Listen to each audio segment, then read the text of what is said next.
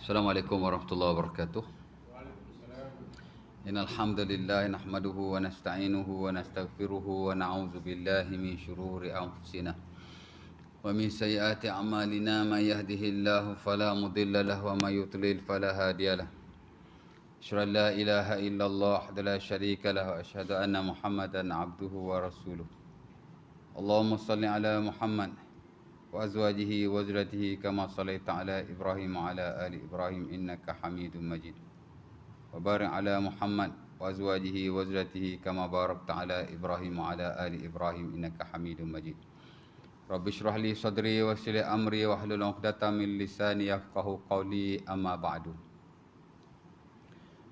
Syukur kepada Allah SWT kerana pada kali ini dapat sekali lagi kita bersama-sama untuk kita sambung perkongsian kita daripada Fiqhu As-Salah, The Science of Prayer, di mana kita dalam bab Ahkamus Salah. Dan last hari itu kita telah menghabisi Al-Af'al Al-Mubahah fi Salah, the permissible doings in prayer. Maksudnya perkara yang diharuskanlah untuk kita lakukan ketika solat based on hadis-hadis Rasulullah sallallahu alaihi wasallam. Dan mungkin dalam hal yang seumpama itu dikiaskan di atas hadis-hadis berkenaan. Cuma hadis-hadis yang ada itu jelah ya. Baik. Dan malam ni kita nak masuk bab yang baru, itulah bab sembahyang sunnah. Sebagian buku fiqh menamakannya sebagai babun nawafil, ataupun bab nawafilus salah, ataupun bab as-salawatun nafilah, atau bab-bab yang seumpama itulah, yang merujuk kepada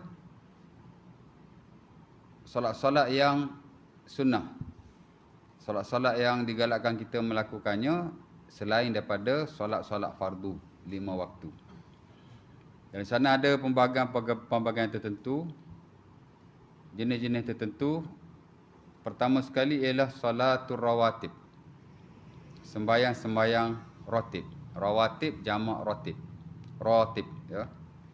Maksudnya sembahyang yang dilazimi. Rotib ni makna lazim. Maksudnya kita ada sentiasa melaziminya. Itulah maksud rotib ya.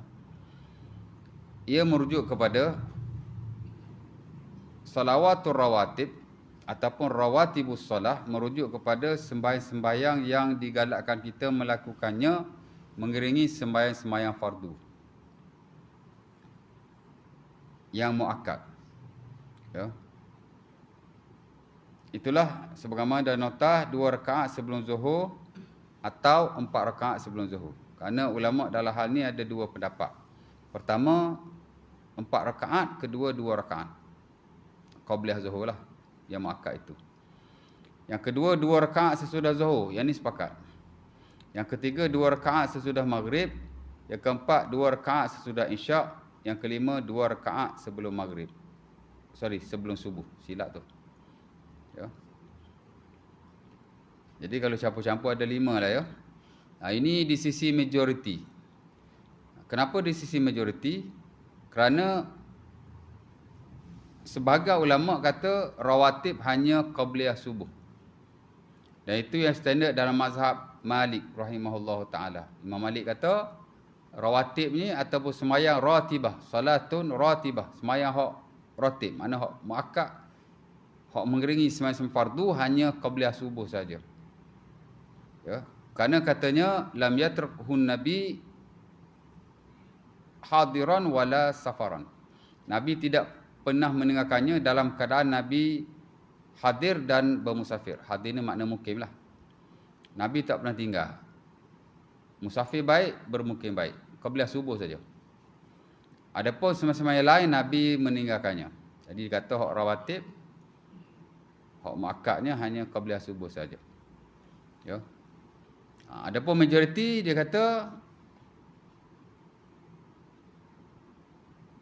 muakkad ni atau rawatib ni bukan hanya merujuk kepada Nabi tak pernah tinggal ketika musafir dan bermukim, hadir. Tapi Nabi kalau tak tinggal ketika bermukim saja, hadir saja, hadar sudah memadai untuk kita kata dia muakkad. Musafir tu taklah ambil kira pasal musafir. Ya. Musafir ni mungkin ada kekangan tertentu, keuzran tertentu pasal musafir kan. ada rukhsah-rukhsah tertentu. Jadi dia tak ambil kira. Yang kita ambil kira ialah ketika Nabi bermukim. Hak Nabi bermukim, Nabi tak pernah tinggal 5 itulah.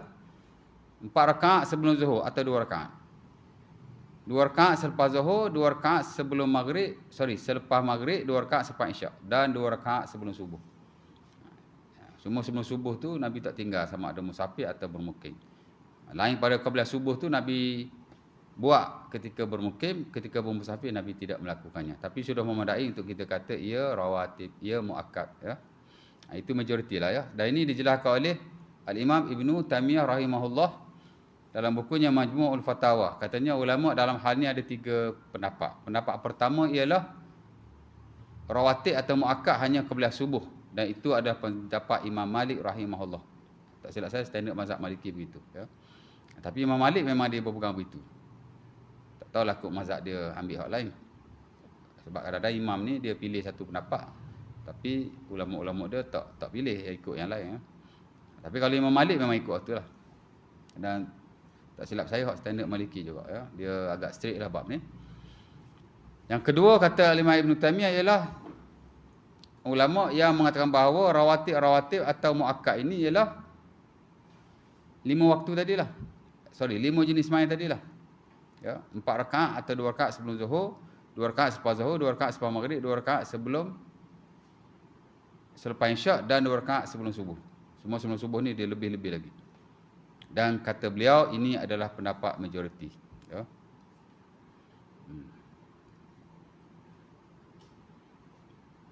Dan ketiga ialah ulama yang mengatakan bahawa pendapat ulama. Ibn Taimiyah kata semayang yang mengiringi semayang fardu ni ada 3. Pertama, hak betul-betul muakkad, yang mana ia dipilih oleh mazhab Maliki lah ataupun Imam Malik. Dia kata hak ni saja rawatib, ya. Yang kedua hak muakkad juga, tapi tak seperti mana semayang subuh. Itulah semua-semua yang telah saya sebutkan. Hak ni katanya muakkad dan rawatib di sisi majoriti, tapi tidak muakkad atau rawatib di sisi Imam Malik. Dan jenis sembahyang yang ketiga ialah sembahyang hak tidak muakkad itulah, ya, yang kita akan baca after this. Kat bawah tu, ya. Sembahyang tidak rawatib, 2 rakaat sesudah Zuhur, 4 rakaat sebelum Asar, 2 rakaat sebelum Maghrib dan 2 rakaat sebelum Isyak. Ya. Cuma sembahyang tidak muakkad ni dia tidak ada had bilangan rakaat lah. Itu yang disebut oleh An-Nawawi rahimahullah dalam syarah Sahih Muslim. Dan itu juga disebut oleh Imam Ibn Taimiyah bila dihurai tentang jenis-jenis sembahyang yang mengiringi sembahyang fardu. Di mana katanya sembahyang muakkad ni lam yuqaddar lahu adada. Tidak ada qadar rakaat baginya. Itu kata Ibn Taimiyah. Kata Al-Imam An-Nawawi rahimahullah, yusalli rak'ataini fasa'idan. Boleh sembahyang 2 rakaat atau lebih. Ya. Jadi hak tak muakkad ni memang dia tidak muakkad. Tapi dah sudut rakaat dia very open. Boleh saja tuan-tuan sembahyang sampai tuan-tuan sembahyang fardu. Ya. Mungkin kita qabliyah maghrib ada masa lapang banyak kan, mana tahu kan. Boleh aja sembahyang 2 rakaat. Lepas tu sembahyang 2 rakaat lagi. Tu sembahyang 2 rakaat lagi. Pasal qabliyah Asar, qabliyah maghrib, qabliyah Isyak dia very open. Ya, itu yang disebut oleh Nawawi dan Ibnu Taimiyah rahimahullah. Baik. Dan memang kita dapati dalam buku-buku fiqh memang adalah bab sembahyang sunat ni, cuma dia memulai dengan sembahyang rawatib. Sembahyang muakkad yang mengiringi sembahyang fardu. Bismillah. Sebelum dia nak sebut sembahyang sunah-sunah yang lain lah, yang disunahkan berjemaah, yang tidak disunahkan berjemaah, ya, sembahyang yang macam-macam lagi kan. Tapi depa dalam buku-buku fiqh, after bincang bab-bab penting sembahyang yang telah kita bincangkan juga itu, dia akan mula dengan sembahyang sunat, kemudian dia akan mula dengan sembahyang rawatib atau muakkad ini, ya, yang mengiringi sembahyang fardu lah, ya. Kenapa? Kerana selepas sembahyang fardu, sembahyang sunat adalah penting untuk kita lakukan. Dan di kalangan sembahyang sunat tu pula, ulama letak hierarki lah. Nombor 1 hak ni lah. Kemudian baru mari sembahyang yang lain. Ya. Majoriti mendahulukan sembahyang rawatib lah. Ba'diyah dan qabliyah, ya. Muakkad. Dan sebenarnya majoriti pun memang berpendapat semayang yang afdal after semayang fardu ialah semayang ini. Rawatib, qabliyah ba'diyah yang muakkad yang mengiringi semayang fardu. Dia kata this is the best prayers after obligatory prayers. Inilah semayang paling afdal selepas semayang fardu. Itu majoriti. Ya. Di atas banyaklah hadis-hadis Nabi SAW. Walau bagaimanapun, segelintir kata semayang sunnah yang paling afdal bukan semayang rawatib. Bukan qabliyah, ba'diyah yang muakkad itu. Ia ada semayang malam, salatul lail. Ya. Ataupun qiyamul lail, ataupun salatul tahajud. Dia kata 3 ni ada yang lebih afdal lah berbanding rawatib. Walaupun dia minoriti, tetapi antara ulama yang berpegang dengan pendapat itu dan memasyhurkan dalam bukunya ialah Al-Imam An-Nawawi rahimahullah dalam syarah Sahih Muslim. Ya. Kerana ada hadis yang Nabi riwayatkan dalam Sahih Muslim, antaranya hadis Abi Hurairah, di mana kata Nabi SAW, afdalus salati ba'dal maktubati salatul lail. Ya. Seafdal-afdal sembahyang selepas sembahyang fardu ialah sembahyang malam. Kelekat kan? Ya. Ada lagi hadis yang lain juga dalam Sahih Bukhari atau Muslim daripada Umar bin Abasah. Nabi kata afdalus salati as-salah fi jawfil lail ataupun fi jawfil lailil akhir. Seafdal-afdal sembahyang ialah sembahyang dalam perut malam yang akhir. Adalah beberapa hadis yang menunjukkan bahawa sembahyang qiyamul lail lebih afdal. Ya. Dan saya personally memang suka pendapat itulah. Sembahyang qiyamul lail adalah lebih afdal dalam konteks sembahyang sunnah. Lebih afdal daripada sembahyang rawatib. Ya. Dan Nawawi kata dalam syarah Sahih Muslim, pendapat ini awfaqun lil hadis, lebih menepati hadis Nabi SAW. Ya. Nawawi walaupun dia antara the biggest scholar, bahkan kita boleh kata number one scholar dalam mazhab Syafi'i, tapi ada pendapat-pendapat dia yang tidak samalah dengan apa yang distandardkan. Bahkan ada orang buat research, ada tesis master tak silap saya, pendapat-pendapat Nawawi yang berbeza dengan pendapat majority, of course lah yang berbeza dengan pendapat mazhab Syafi'i. Ya. Antaranya pendapat ni lah. Dia kata yang paling afdal adalah sembahyang malam. Ya.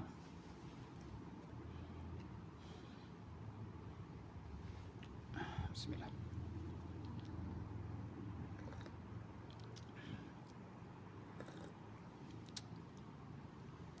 Walau bagaimanapun, sembahyang sunat ni memang amat-amat digalakkan lah ya.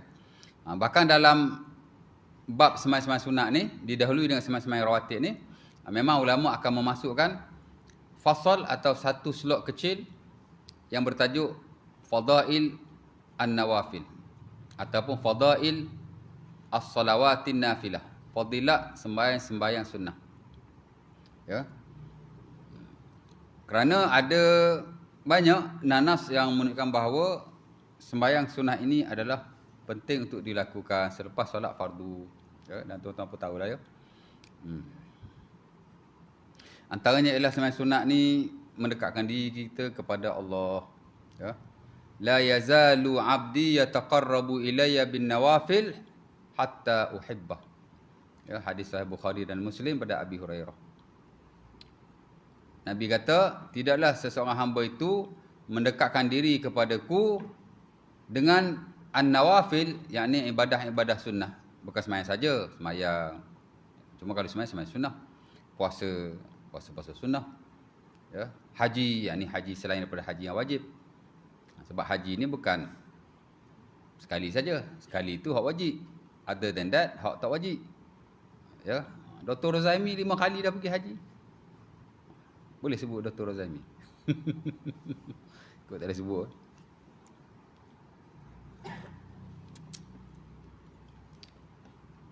Mana hak selain wajib itulah ya. Sebab selain wajib tu memang digalakkan. Umrah ya. Memanglah mazhab Syafi'i umrah wajib sekali seumur hidup. Tapi lain pada tu jadi sunnah lah. Mungkin orang ada duit every year dia pergi umrah. Maka umrah-umrah seumpama itu dia panggil umrah sunnah. Tak kisahlah ya, janji nawafil. Nawafil ni ialah preferable, mana benda-benda yang tidak wajib tapi digalakkan kita melakukannya. Allah Taala kata ni hadis kursi. Ya. Tidaklah seseorang hamba itu mendekatkan diri kepadaku dengan nawafil, yang ini dengan ibadah-ibadah sunnah, hatta uhibbahu, sehingga aku mencintainya, menyayanginya. Ya. Jadi memang ia antara perkara yang boleh membawa kepada keredaan, kesukaan Allah Subhanahu Wa Taala. Mahabbatullah, ya. Mana amat-amat digalakkan. Ya. Lagi ia juga atau semasa sunat juga boleh menampung semasa fardu yang kita lakukan. Semasa fardu kita buat mana perfect kan? Ya. Adalah kekurangan di sana sini. Jadi semasa sunat itulah yang menampung. Awwalu ma yuhasabu 'ala al-'abdi min 'amalihi salatu. Fa in kana tammah kutiba lahu tammah. Fa in tuqisa min salatihi syai'un qala Allahu li malaikatihi unzuru ila 'abdi hadza hal lahu min tatawwu fayukmal bihi faridatuhu thumma yajri 'alaihi sa'iru 'amali. Ya. Hadis ni ada banyak sekali dalam buku-buku sunnah antara Abi Dawud, Ibnu Majah, daripada Abi Hurairah, daripada Tamim Ad-Dari, very famous and well known hadis, ya. Orang belajar buat semayang baca hadis lah, dia mesti baca hadis, ya. Kepentingan sembahyang sunnah. Ya. Itulah dia boleh menampung kekurangan yang ada dalam sembahyang fardu. Awal-awal pertama, kata Nabi, awal-awal perkara yang dihisapkan ke atas seseorang hamba itu ialah sembahyangnya. Jika sembahyang sempurna, maka ditulis baginya sempurna. Bukan tak ada hak sempurna. Jangan kata kita sembahyang ni tak ada hak perfect, ada. Ya. Tapi banyak juga tak perfect tu. Ya. Jadi Allah Taala kata, jadi Nabi kata kalau perfect dia tulis perfect. Tapi kalau ada kekurangan-kekurangan tertentu, maka Allah Taala akan berkata kepada para malaikatnya, lihatlah wahai malaikatku kepada hamba-Ku ini, ada tak ibadah sunnah yang dia lakukan. Maka disempurnakan yang fardu yang kurang di sana sini itu dengan ibadah sunnah itu. Kemudian barulah dihisap amalan-amalan yang lain. Kata Ibn Utsaimin, semayang fardu ditampung dengan solat fardu. Puasa fardu ditampung dengan puasa. Kata Ibn Utsaimin, semayang fardu ditampung dengan semayang sunnah. Puasa fardu ditampung dengan puasa sunnah. Haji fardu, umrah fardu ditampung dengan haji dan umrah yang tidak fardu, yang sunnah-sunnah itu yang selepas kita buat itulah. Ya. Dan begitulah hal yang lain. Hak wajib itulah dia boleh menampung lah, ya. Dan itulah kepentingannya, ya. Sembahyang sunat ni mengangkat darjat kita. Ada seorang sahabat nama Rabi'ah bin Ka'ab Al-Aslami. Seumpama yang diriwayatkan oleh Sahih Bukhari, dia ni memang tolong Nabi lah, antara seorang yang suka bantu Nabi di samping yang lain lah. Ya, hak bantu Nabi ada banyak, ada Uzaifah, Abu Hurairah. Dia salah seorang, Rabi'ah. Ya. Satu hari dia tolong Nabi. Kuntu abitu ma'a Rasulillah. Fa'ataituhu bihajatihi wa wadu'ihi. Faqala li sal. Aku malam tu tidur dengan Nabi. Mana bersama Nabi malam tu. Kemudian aku tolonglah Nabi, bagi air wuduk kat dia. Dan dia ada hajat apa-apa, aku tolong bantu. Nabi pun berkata, sal, mintalah. Memang Nabi ni kalau kita belajar, antara akhlak baginda, bila orang tolong dia, dia akan suruh orang tu minta sesuatu. Kalau Nabi tak bagi pun, Nabi suruh minta. Mintalah, nak minta apa. Ya. Jadi dia pun minta, as'aluka murafaqataka fil jannah. Aku nak minta denganmu, nak duduk denganmu dalam syurga. Maka Nabi berkata kepadanya, awa ghairu zalik. Boleh tak minta orang lain? Dan ada setengah riwayat yang lain, man dallaka ala hadha, siapa yang ajar kau begini? Mana Nabi macam tak sukalah. Kemudian dia berkata, bal zalik, aku nak hal tu juga. Ya. Jadi dia ni kira hebatlah. Orang lain minta baju, minta kain, ya. Minta benda-benda yang seumpama itu. Dia minta nak duduk dengan Nabi dalam syurga. Oh, ganah ni. Jadi Nabi pun kata juga kepadanya, aini ala nafsika bikasrati sujud. Ya. Nabi kata boleh, tapi mu kena tolong. Tolong macam mana? Tolong perbanyakkan sujud. Ya. Mana mu kena usaha sendirilah. Mu kena banyakkan semayang. Termasuklah hadis ni bukan hanya sujud fardu, tapi mana-mana sujud yang kita lakukan, termasuk juga sujud-sujud semayang sunnah. Ya. Sebab semayang fardu ada sujud, semayang sunnah ada sujud. Ya. Dan sujud-sujud yang disyariatkan boleh termasuk juga dalam hadis yang sama. Kerana selain pada sujud semayang fardu, sujud semayang sunnah ada lagi macam sujud tilawah, ya. Itu sujud ibadah. Dan sujud sahwi pun ini satu sujud juga.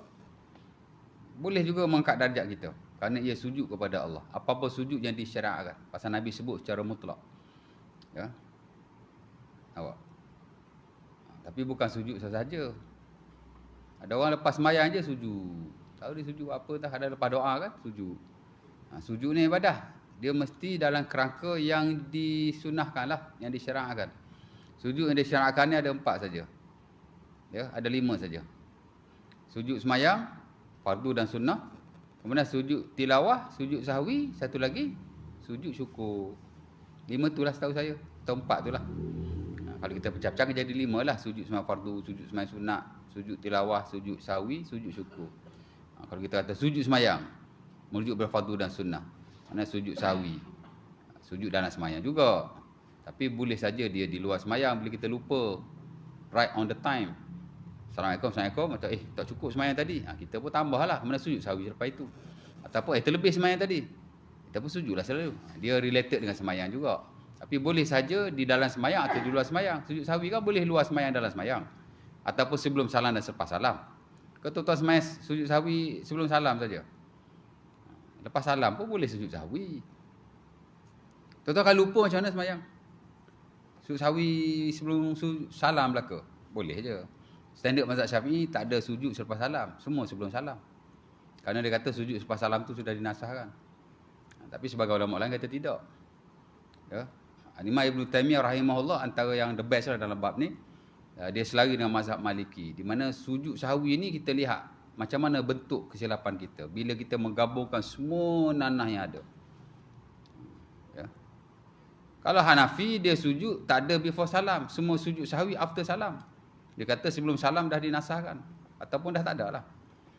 Syafi'i pula tak ada sujud after salam, semua before salam. Tak kisah bentuk-bentuk lupa tu macam mana. Kerana dia kata after salam sudah tidak ada, dinasahkan. Macam itulah cerita dia. Ya. Tapi Maliki dia in the middle. Tengok bentuk lupa tu macam mana.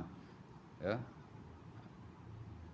Sebahagian kita sujud sebelum salam, sebahagian kita sujud selepas salam. Dan itu yang ditarjih dan dipilih oleh Al-Imam Ibn Taimiyah rahimahullah. Dan kita rasa yang paling praktikal lah. Ya. Bukan kata orang yang tak betul. Tapi dalam konteks fiqh ni kalau kita belajar, kita lihat jika dihimpunkan semua hadis-hadis Nabi. Daripada kita dakwa nasakh. Ya. Sedangkan ia masih boleh digunakan atau diamalkan. Lebih baik kita amalkan. Ya. I'malun nas khairum min ihmalihi. Mengamalkan nas itu lebih baik daripada meninggalkannya. Melainkan kalau kita ada bukti yang kukuh lah kata dan nasakh. Ya. Dalam fiqh ni pun ada dakwaan nasah tu sebagai ulama tak terima. Nah konteks hari ni macam Qardawi kan. Qardawi banyak dia tak terima nasah ni. Kalau kita baca buku fiqh beliau. Ya. Macam berjimak kan, kalau tak keluar air mani wajib juga mandi. Hampir keseluruhan ulama kata dah nasah dah kalau tak mandi tu. Tapi Qardawi kata nasah tu tak kuat, tak nasah lagi dia kata. Ya. Dan dia ambil daripada Sahih Bukhari buat mari bab tu. Dan zahirnya dalam teks tu Bukhari pun dia kata seolah-olah macam dia kata tak dinasahkan. Qardawi kata tak nasah. Kalau jimak tak keluar air mani, dia kata tak wajib mandi. Qardawi kata kan. Mana dakwaan nasah ni pun ada ulama terima, ada ulama tak terima. Tengoklah how concrete the reason is. Alasan itu konkret ke tidak, kuat ke tidak. Pasal nak dakwa nasah ni bukan benda kecil anak. Ya, kita ikut belakang je lah kan. Dia kata begitu, kita sampaikan begitu. Jadi dah hal seumpama ini, ada orang nak terima nasah kerana ulama, especially majority kata nasah dah is okay. Tapi kalau ada kata saya tak terima nasakh, sebab ulama sekarang tak terima nasakh, that is okay. Fiqh benda furuk ni open aja. Ya. Jadi dalam bab ni Ibn Taimiyah dia gabungkan. Ya. Antara qabla salam dengan ba'da salam, before salam dengan selepas salam, ya. Awak. Kalau kita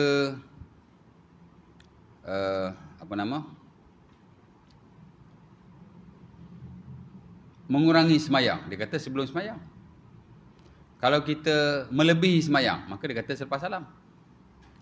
Kalau kita syak, kemudian kita bina di atas yakin, maka sebelum salam. Kalau kita syak, kita ambil yang zon, maka selepas salam. Ya. Tapi kalau nak mudah, sebelum salam belaka, mudah lah. Asal lebih ke kurang ke, sebelum salam. Okey je. Bila syak, kan?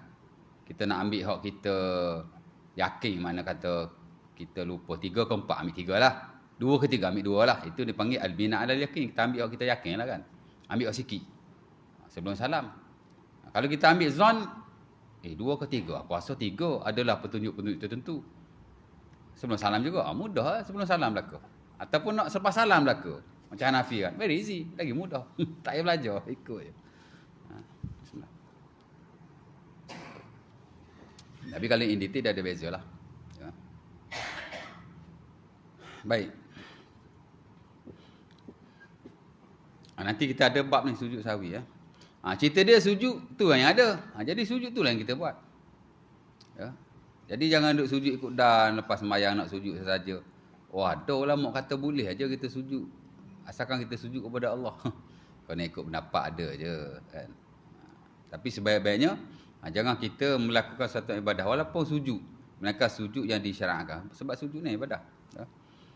Jadi 4-5 tu lah sujud ada. Jadi apa-apa sujud dia boleh termasuk atau tertakluk kepada hadis itu. Ya. Maksudnya dia boleh mengangkat darjat kita. Jadi hadis Rabi'ah ni Nabi kata, mu tolong aku lah. Tolong macam mana? Mu kena banyakkan sujud. Dalam hadis yang lain Nabi kata, innaka lan tasjud sajdatan illa rafa'akallahu biha darajah wa hatta anka biha sayyah. Kamu tidak sujud dengan satu sujud, melainkan akan diangkat satu darjat dan diampunkan satu dosa. Jadi kalau sujud sekali, angkat satu darjat. Sujud sekali, angkat satu darjat. Nabi duduk di darjat yang paling tinggi. Mudah-mudahan bolehlah duduk dengan Nabi. Mana kena usaha sendiri jugalah. Nabi kata boleh. Tapi mu tolong aku, mu kena perbanyakkan sujud. Sekali mu sujud, naik. Sekali mu sujud, naik. Sekali mu sujud, naik. Jadi aku hak duduk paling tinggi. Jadi mudah-mudahan boleh lah. Ya tak? Kena usaha sendiri jugalah. Ya. Nah, itu dalam bab fadilah lah ya. Dan Abi Hurairah bila ditanya oleh Khalid bin Ma'dan pun Nasai Muslim, dia kata akhbirni bi'amal yudkhiluni al-jannah atau ahabbi ila Allah. Boleh tak mengajar aku satu amalan yang boleh bawa aku masuk syurga atau yang paling disukai Allah. Ya. Maka Abu Hurairah pun ajar juga, sama macam Nabi ajar, perbanyakkan sujud. Alaika bikasratis sujud. Ya, mungkin kena banyak sujud. Karena bila kamu sujud, dia akan menambah darjat kamu di sisi Allah Subhanahu Wa Taala. Ya. Di samping kelebihan-kelebihan yang lain lah ya. Dia mengisi kerahanan kita ya. Berpahala of course lah, lagi banyak kita sembahyang, lagi banyak pahala kita.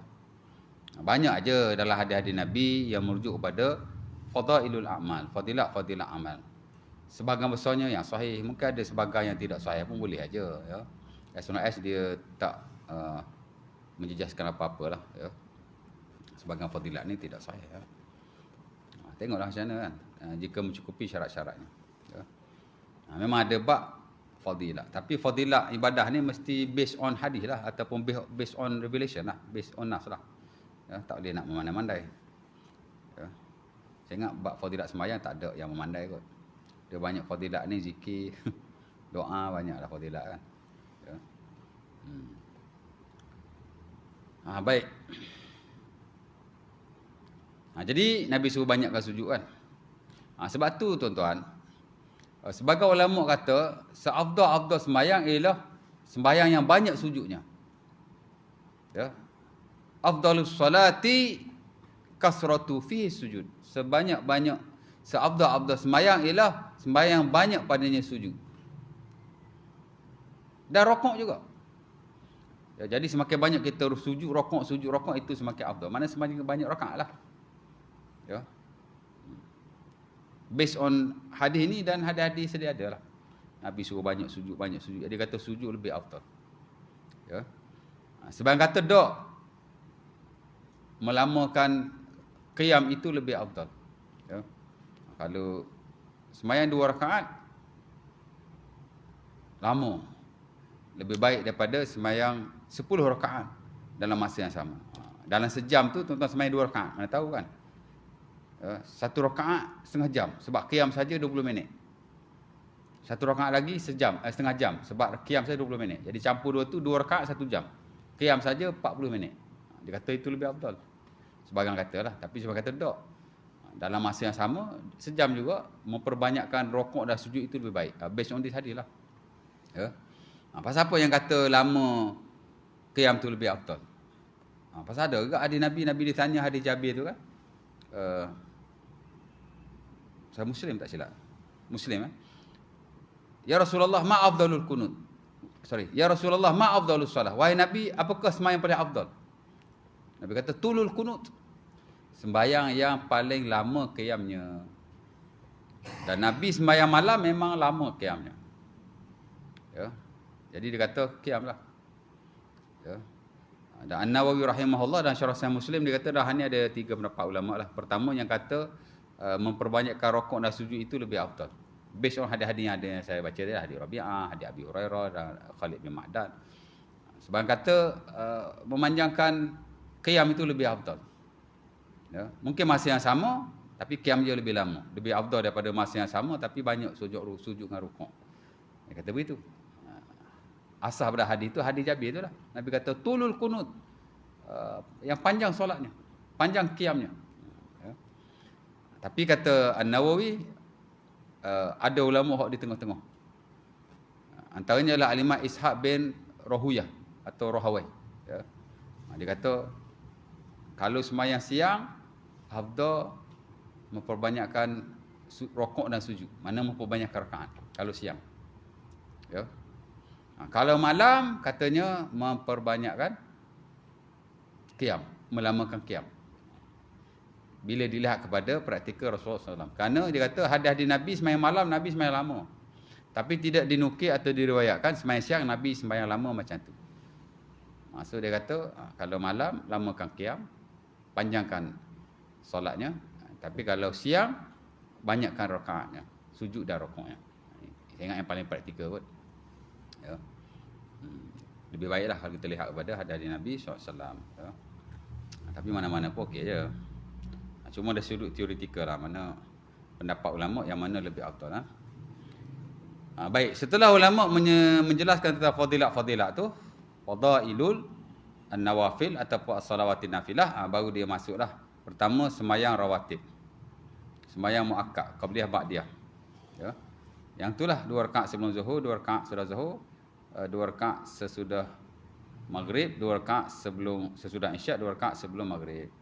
Ya, hadisnya hadis Ibnu Umar antaranya dan Sahih Muslim dan Bukhari juga. Katanya hafiz tu mi Rasulillah, aku hafal daripada Nabi rakaatain qabla zuhri, rakaatain ba'daha. 2 rakaat sebelum zuhur, 2 rakaat selepas zuhur. Rakaatain ba'dal maghrib, rakaatain ba'dal isya, rakaatain qabla subuh. Kata Ibnu Umar, aku hafal daripada Nabi, yakni aku beramal dan aku lihat Nabi mengamalkannya. Rawatib ni bukan rawatib lah, Ibnu Umar dia tak pakai istilah tu. Maksudnya sembahyang hak Nabi tak tinggal lah, terutama kita berbanding bermukim ialah sebelum zuhur 2 rakaat, selepas zuhur 2 rakaat, selepas maghrib 2 rakaat, selepas isyak 2 rakaat, sebelum subuh 2 rakaat. Ya. Jumaat Ibnu Umar kata 4 rakaat. Pasal dia kata Nabi balik, Nabi sembahyang 4 rakaat. Abi Hurairah pula kata 2 rakaat. Ya. Cuma Abi Hurairah ni ulama kata di masjid. Kalau di rumah sunat 4. Seumpama diriwayatkan oleh Ibnu Umar. Ada ulama pula dia kata 6. Pasal 4 Ibnu Umar campur dengan 2 rakaat Abu Hurairah. Ya, jadi dia kata 6 lah. Tapi selain pada Jumaat, itulah semayangnya. Ya.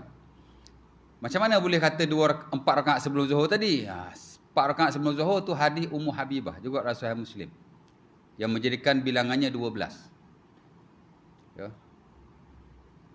Sebab tu sebagai ulama kata hak rawatib ni 12. Sebagian kata 10. Dua-dua tu standard. Dua-dua tu sunnah. Pasal kedua-duanya sahih. Cuma sebahagian kata 10, sebahagian kata 12. Kita nak semayang 4 before Zuhur pun boleh. Ya. Memang sebelum Zuhur memang ada 4 saja. Cuma isu dia 4-4 ni adakah ke-4-4 muakkad atau tidak. Itu saja. Ya. Okey. Dan adalah kelebihannya. Siapa yang semayang 12 rakaat ni, bunyalahu baitun fil jannah. Hadis Ummu Habibah, bilangan rakaat dah Sahih Muslim atau Bukhari atau kedua-duanya. Tapi fadilah tu dah sunah yang lain lah, macam sunah An-Nasa'i. Ya. Siapa-siapa yang jaga 12 rakaat ni, Nabi kata dibina baginya sebuah rumah dalam syurga. Setengah riwayat qasrun fil jannah, sebuah istana dalam syurga. Ya. Jadi itulah bilangan rakaatnya. Kemudian yang bawah tu tidak rawatib. Tidak rawatib itulah 2 rakaat sesudah Zuhur. Sesudah Zuhur ada 4. 2 muakkad, 2 tidak muakkad. Sebelum Asar semua tak muakkad. Riwayat Nabi sembahyang 4 saja. Hadis Ali bin Abi Talib dan sunat Abi Daud. Ya, kana Nabi yusalli 4 qabla al-'asri. Yafsil bainahu Nabi taslim ala may yalihi minal mu'minin wal malaikatil muqarrabin. Ya, Ali kata Nabi sembahyang 4 rakaat, di tengah-tengahnya ada salam sebelum Asar, dan Nabi memberi salam kepada orang yang berada di sebelah kanan kirinya dan kepada malaikat-malaikat yang muqarrabin. Ya. Mana riwayat Nabi sembahyang 4. Tapi tak bermakna kita tak boleh sembahyang lebih lah. Tidak makan ni boleh lebih. Majoriti ulama dah kata boleh lebih. Boleh more than 4. Begitu juga dengan 2 rakaat sebelum maghrib. Boleh lebih. 2 rakaat sebelum Isyak. 2 rakaat sebelum maghrib, Nabi kata hadis Abdullah ibnu Mughaffal, sallu qabla al-maghrib, sallu qabla al-maghrib liman syaa. Karahiyata yattaqidha an-nas sunnah. Semayanglah sebelum maghrib, 2 rakaat. Bagi siapa dia mahu. Dan Nabi tak nak orang menjadikan ia satu sunnah. Ya. Saya ada dengan satu ceramah, ustaz tu kata, qabliyah maghrib ni tak muakkad. Isilah dengan benda-benda lain macam zikir, doa. Meninggalkannya lebih baik daripada melakukannya. Dia kata begitu. Saya tak tahulah. Betul tak istilah tu? Saya rasa tak betul kot. Sebab dia tidak muakkad, tapi dia masih sunnah. Sunnah ghair muakkadah. Kalau ada masa, lebih baik kita semayang. Ya. Tak tahulah. Ya. Tak apalah, dia pun start juga. Mungkin dia jumpa rujukan mana-mana kan. Tapi semayang lebih afdal. Walaupun tidak muakkad, mengisinya dengan semayang lebih baik. Ya. Baik.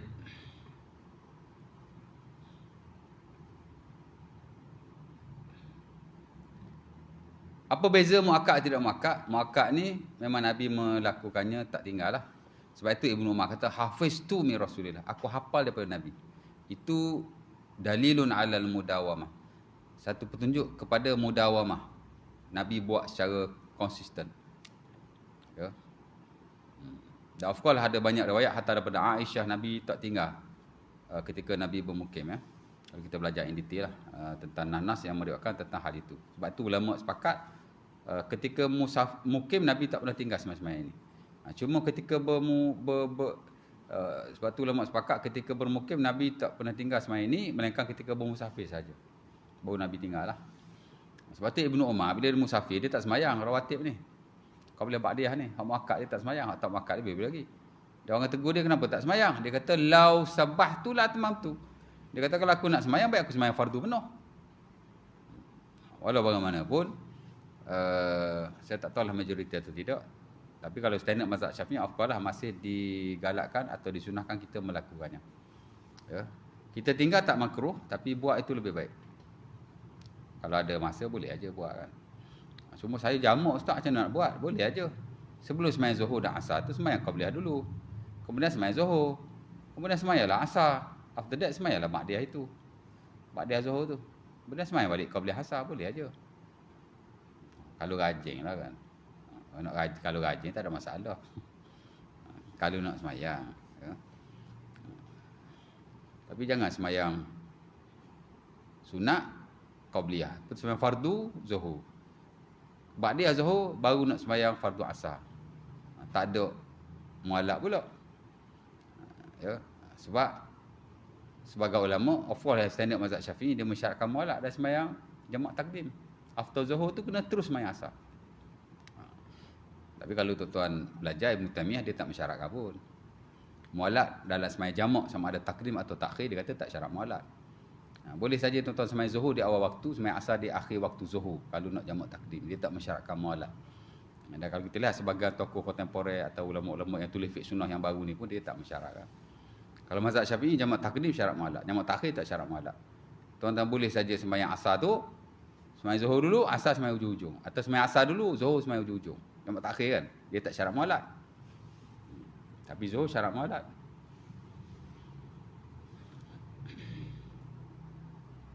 Qardawi syarat tak mualak? Tak ingat.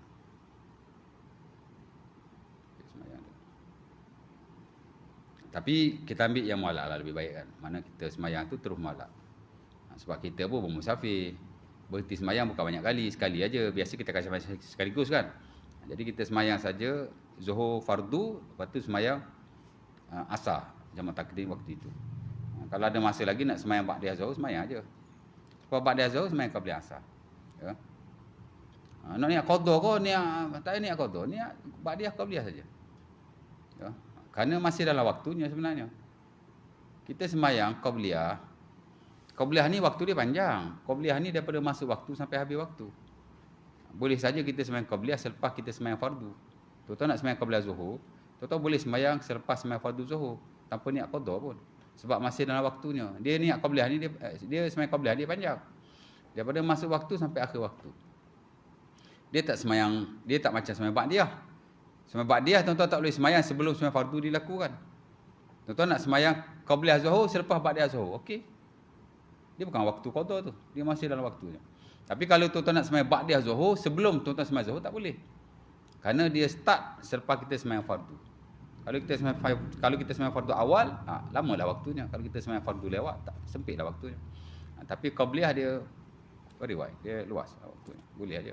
Jadi tak payah niat qadha. Ya. Baik. Itu rawatib ya. Itu yang rawatib dan tidak rawatib. Rawatib ni maksud yang muakkad lah. Tidak rawatib maksud tidak muakkad.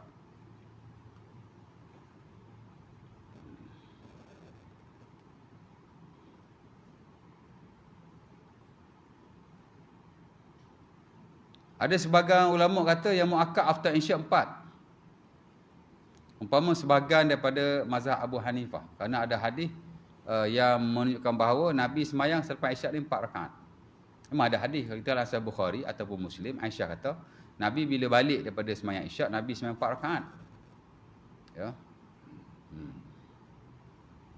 Macam mana hadis tu?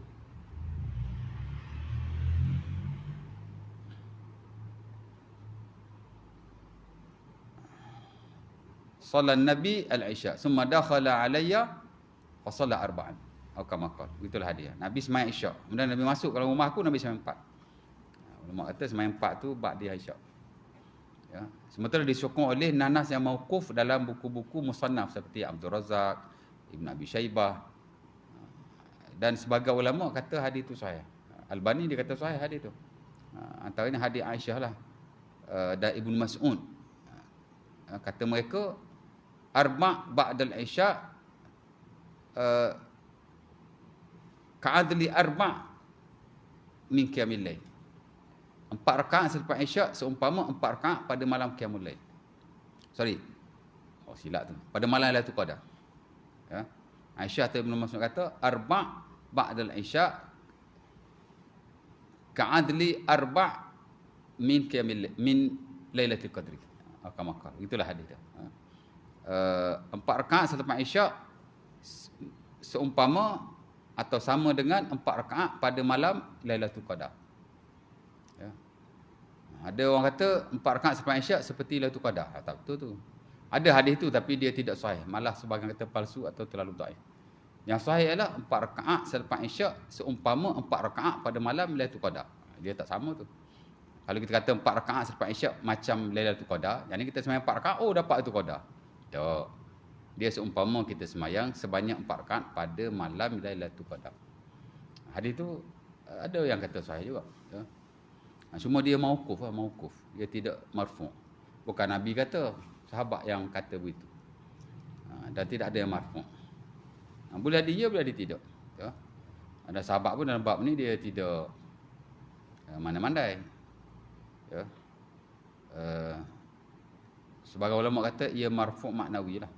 Marfu' secara makna. Walaupun dia tidak menyebut atau menyandarkan hadis itu kepada Rasulullah, tapi kerana sahabat bab-bab macam ni dia tak pandai-pandai. Boleh jadi dia marfu' kepada Nabi. Sebab tu dia masuk dalam slot marfu' maknawi.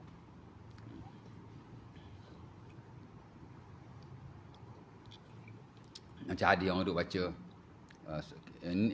bumi sampai langit 500 tahun. Langit ke langit 500 tahun. Langit ke langit 500 tahun. Tu hadis Ibnu Mas'ud tak silap ya. Itu hadis sahih tu. Tapi dia tidak marfu'. Dia mauquf. Maksudnya sahabat yang kata begitu. Dan sahabat dalam perkara gaib ni dia tak pandai-pandai. Boleh jadi atau kemungkinan besar dia ambil daripada Nabi. Tapi dah tersebut qalan Nabi, dia tak masuk dalam slot marfu' lah. Dia masuk dalam slot mauquf. Jadi status dia turun lah. Boleh diterima dan boleh ditolak. Pasal dia bukan nas Rasulullah. Ya. Cuma atas rasa sanad dia sahih. Kemungkinan lah dia daripada Nabi. Tapi dia masuk dalam marfu' maknawi ya. Ya. Sebagai ulama ambil hujah, sebagian tak. Tapi 2 rakaat selepas Isyak sepakatlah. Memang rawatib. Dia kalau lebih. Itu ulama khilaf. Di atas nas yang diriwayatkan. Ya. Ala kulli hal kita semailah 2. Kalau nak semai lebih pun silakanlah. Tapi niat 4 lah. Maksudnya ba'diyah tu kita niat ba'diyah Isyak untuk 4 rakaat. Macam itulah cerita dia. Isyak dah kan? Sejam dah syekut. Laju dia kerana bercakap ni PowerPoint express dah malam ni. 40 minit. 40 dah. 50. 40 minit baru. Cukup lah tu. Ada nak tanya apa-apa tak? Tu Pak Syekh tu tak ada malam ni. Dua tiga kali dia tak ada. Abang Aziz tak ada malam ni. Oh kalau ada Abang Aziz, apa aku belah 12 bulan dengan dia. Malam tu balik ke 12 malam tu. Tak seru buang dengan dia. Ya. Oh. Ya. Aha. Semayang? Okey, subuh. Okey. Sebaik-baiknya selepas waktu diharuskan solat. Masuk waktu duha tu semayang. Sebaik-baiknya. Tapi kalau kita semayang terus after subuh, sebagai ulama mengharuskan. Dia kata tidak makruh. Kerana ada hadis dalam Sunan Abi Daud, di mana seorang sahabat tu lepas semayang subuh, dia semayang 2 rakaat. Nabi pun tanya, semayang subuh 2 aja. Kenapa kamu semayang lagi 2? Dia pun bagi tahu, tadi aku tak sempat semayang qabliyah subuh dan sekarang aku semayang. Dan Nabi tidak berkata apa-apa. Ya. Baik itu kita kata boleh saja. Boleh saja. Cuma sebaik-baiknya kita tunggu waktu duha lah. Ha? Mana? Qabliyah tu qada lah. Pasal waktu dia dah habis dah. Lepas subuh dia tak ada waktu sembahyang sunat. Dia sama dengan sembahyang asar. Ya. Lepas kita sembahyang asar, dia tak ada sembahyang sunat dah. Dia beza dengan sembahyang zuhur, sembahyang maghrib, sembahyang isyak, di mana bila kita dah sembahyang fardu masih ada ruang untuk kita sembahyang sunat. Jadi qabliyah tu dia berpanjangan. Tapi asar dengan subuh tak ada. Ya. Boleh saja kita sembahyang selepas daripada itu, tapi bukan pada waktunya. Ya, kalau kita tak sembahyang boleh aja sembahyang. Itu pun ada orang tanya juga kat surau apa entah. Surau ni TTDI. Hari Senin itu pun ada pengurusi surau di Rawang tanya juga. Sembahyang witir boleh tak kita sembahyang dah azan? Dah azan dah subuh. Kita semayang-semayang sunat tak perasan witir tak semayang lagi. Saya kata boleh saja semayang. Ya. Lepas tu pergi semayang subuh. Witir ni memang sebelum subuh, waktu daripada isyak sampai subuh. Tapi kalau kita miss, kerana lupa, kerana tak sempat, bahkan kerana tertidur, kita boleh semayang lagi witir. Dia tak boleh saja-saja, tak semayang nak semayang, tak boleh lah kan. Dah habis dah waktunya. Ada nasnya hadis Abu Sa'id tu. Man nama awitrin aw nasiyahu falyusallihi idza dzakarahu aw intabahu ilaih aw intabaha ilaih. Ya, hadis sahih tu. Bukhari Muslim. Siapa-siapa yang tertidur daripada witir atau lupa, maka bila dia ingat atau jaga daripada tidur, maka solatlah. Based on that hadis, sebagai ulama kata boleh kita semayang witir walaupun dah masuk waktu fajar. Tak payah qada. Pasal kita terlupa ataupun kita tertidur, masih dikira dalam waktunya.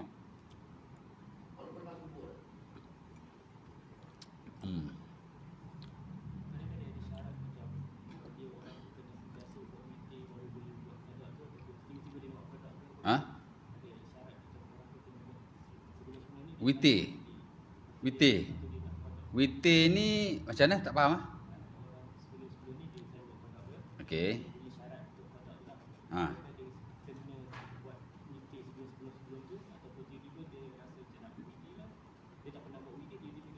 Khilaf. Kalau standard mazhab Syafi'i, semayang sunat ni walaupun kita tidak merutinkan, kita boleh saja qada. Tapi sebagai lain kata, semayang sunat ni kalau kita dah rutin, kita miss, baru kita boleh qada. Kalau kita tak miss, tak boleh qada. Ya. Dia ambil dalil daripada hadis Nabi qada semayang ba'diyah Zuhur tu lah. Ya, Nabi qada selepas asar. Hadis Ummu Salamah dan Sahih Bukhari. Ya, Nabi semayang lepas asar kan. Ummu Salamah tengok, Nabi tak pergi semayang, kenapa boleh semayang? Dia hantar seorang budak perempuan pergi cakap kat Nabi kan, kukuk Nabi tersalah.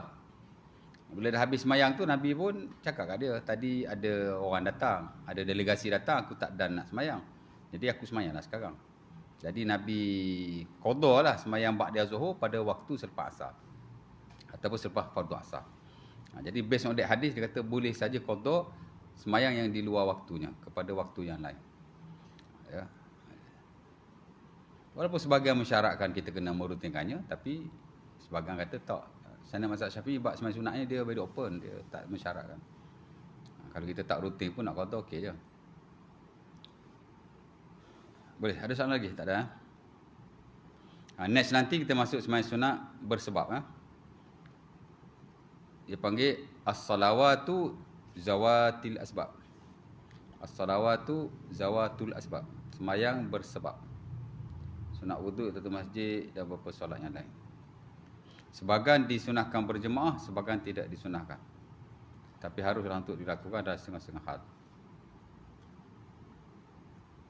Ada tanya apa-apa lagi? Tak ada? Kalau tak ada, kita stop lah. Untuk mulai ni, insyaAllah ta'ala. Aku lukul hazal. Assalamualaikum warahmatullahi wabarakatuh. Kita tangguh dengan tasbih kafar. Subhanallah wa bihamdihi.